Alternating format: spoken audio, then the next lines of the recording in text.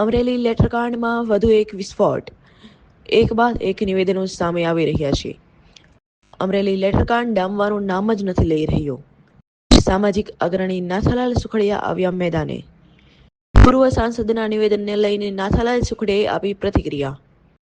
નાથાલાલ સુખડિયાએ કહ્યું, અમે પહેલાથી જ કહેતા આવ્યા છીએ કે લેટરકાંડનો સર્જનાર જ નારાયણ કાછડિયા છે.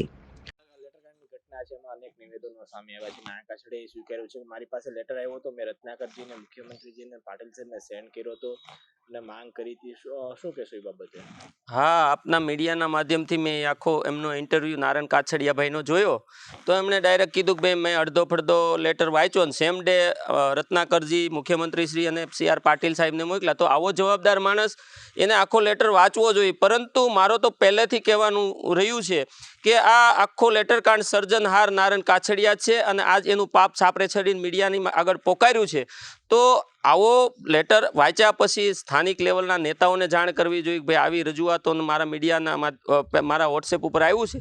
પરંતુ એનું પાપ હતું કે પ્રદેશમાં મોકલી દીધું અને આવા છોકરાઓ પાછળ આવું કૃત્ય કરાવી અને લેટરકાંડ ઊભો કર્યો. ખરેખર પાર્ટીએ આવા લોકો, ગદ્દાર લોકો, કાવતરાકબાજ નેતાઓને પાર્ટીમાંથી હાંકી કાઢીને કડક પગલાં લેવા જોઈએ. આને જેલના સલાખા પાછળ ધકેલી દો. કેટલા બધા ભ્રષ્ટાચારો આશરા છે, આની તપાસો થવી જોઈએ. ઘણું બધી આ સમસ્યા જ એક આ જિલ્લાની આ અમુક નેતાઓ બની ગયા છે. તો નારાયણ કાછડિયા તો સીધી લીટીમાં હવે આરોપી જેવું જ વર્તન થઈ ગયું, આરોપી જ ગણાય. તો એમને સામે પણ પોલીસે કાર્યવાહી કરવી જોઈએ, સરકારે કાર્યવાહી કરવી જોઈએ. દિલીપભાઈ સંઘાણીએ જે લેટર લખ્યો હતો, નાર્કોટિક્સની માંગ કરી, અનેક નેતાઓ સમર્થનમાં આવ્યા, શું કહેશો? હવે એ આંતરરાષ્ટ્રીય ગુનાઓ આચરનારા આરોપીઓ સામે નાર્કોટેક્સ થતો હોય છે. આવા કેસને આ આખો મુદ્દો દિલીપરાય સાહેબની તપાસનો રિપોર્ટ આવે એ પહેલાં મુદ્દો ભટકાવી નાખવા માટેનું આ બધું હાલી રહ્યું છે. પરંતુ દૂધને દૂધ ને પાણીનું પાણી, ઈશ્વર સત્યની સાથે હોય છે એ સાબિત થયું છે અને કાવતરાબાજો ધીરે ધીરે બધાએ ખુલવા માંડ્યા છે.